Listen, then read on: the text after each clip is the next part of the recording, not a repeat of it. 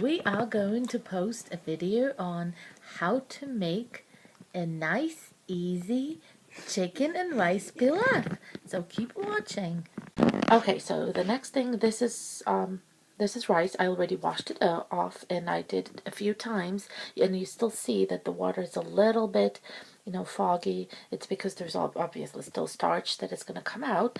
I soak rice. I let it sit while I'm preparing other ingredients because, it actually, so a lot more starches come out, so you're gonna rinse it off again before you actually put it in the pilaf. And plus, it, if you soak it ahead of time, it actually takes less time to cook it. So I cut my chicken breast, and I use these nice plastic easy cutting boards. They are so easy to, kind of deal with.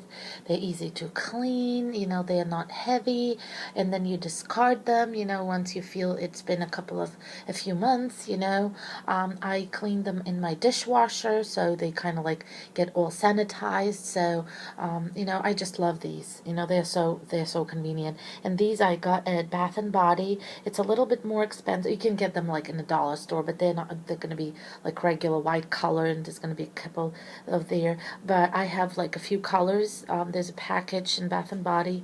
No, not Bath and Body, Bed Bath and Beyond, sorry. So different colors, and they could be designated to certain foods. This one, I think there's a cow, somewhere printed. Hold on, let me show you. I just don't want to have my hands again on my chicken before. Okay, let me see where the cow is. Hold on. There's a little picture of a cow, so like typically, if you're very organized, you would use this only for your beefs. Well, I don't really cook a lot of beef, to tell you the truth, so I use it for chicken. See the sound? Can you hear the sound? So I just put it in, so I wanted to make sure I show it to you that it's really hot before you put it in. So let me put it down because I'm using my iPad. Oh my god! And I was peeling my onion. So chicken is still sautéing. My onions are chopped. 2 onions are chopped. So what I'm gonna do now is I'm gonna get my carrots ready. I'm gonna peel them. I would like to show you how I peel them because I don't use a peeler. I use a knife.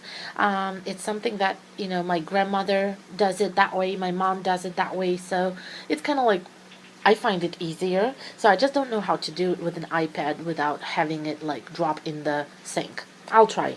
I'm getting the carrots ready. I actually put all of my chopped onions in with the chicken. See, it's a lot of onion. It's like 2 large, well, medium to large onion. So that's gonna get ready. I'm gonna make it a little bit less because I had it on high heat. Now I'm gonna make it a little less to give me time to prepare my carrots. This is when I actually just added the carrots, so it looks like that's all you have. That's why I said, yes, I put a lot of oil, but the amount of ingredients that are going to be there, it's just like, it's a lot. So as you can see, the oil, kind of like becomes more proportionate because I'm not going to add any more oil, olive oil or grease, anything. So that's it. And don't forget, we still have rice to add. So okay, so here you go. I'm still crying from my onions. You won't believe it. I'm such a baby. Sauteing now, so I'm letting it saute all and get all the moisture out of all the products that I put in. So I used 4 chicken breasts, medium size.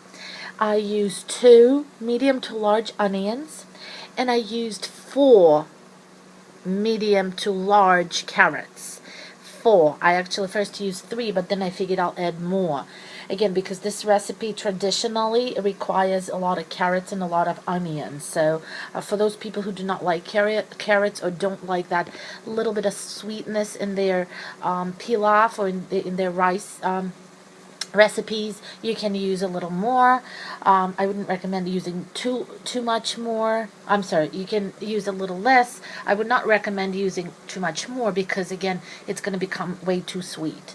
But the sauteing kind of gets that sweetness out of the carrots and into the other ingredients like chicken. So it kind of like it's a nice blend with all the, the spices that we put in, the Weber spice that I put in. You can use your own spices. You really can. I usually, at the end of it, I'm going to add, oh my God, I can't speak.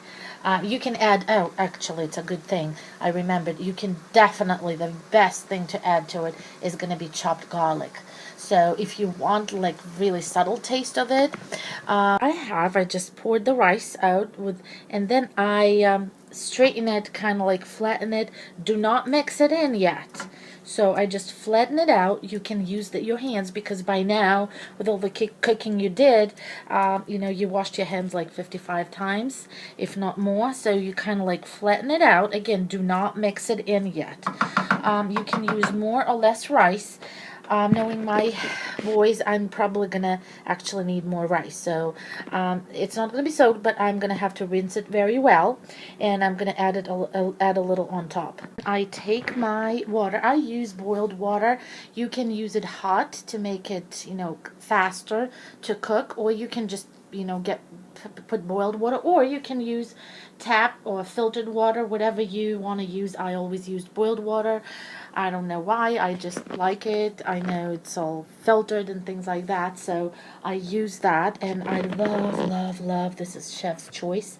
I love my kettle. It's electric kettle. It really takes just a couple of minutes to boil a big thing of water. It's clear, so you can see if it needs cleaning or what is in it. So it's not like a mystery, oh, what's in my kettle. So I use it to make tea, coffee, like instant coffee. It's just one of my favorite things. I really like it. Show you my lid. This is my lid that I use. You can see through it. Yes, it becomes a little foggy, but you still can see through it. It's a heavy lid. So as you notice, we have not used lid so far because we wanted the things to evaporate. I have not added water. I'm just showing the lid. So I'm still having, having my food kind of, not boil, but like kind of like let it dehydrate a little bit, if you want, if you wish. And I am going to be adding my boiled water in just a second. So sorry. So we are ready. Our pilaf is ready. It's nice and moist, and it's just falling apart. It's although it is falling apart, it's still, very tender. And so now what we're going to have to do is we're just going to have to mix it together. That's what I do. Some people just kind of like put it, in as a cake. I don't like that. I like my ingredients mixed before I put them on the plate. And then you can add things such as, oh, I forgot my garlic, but that's okay.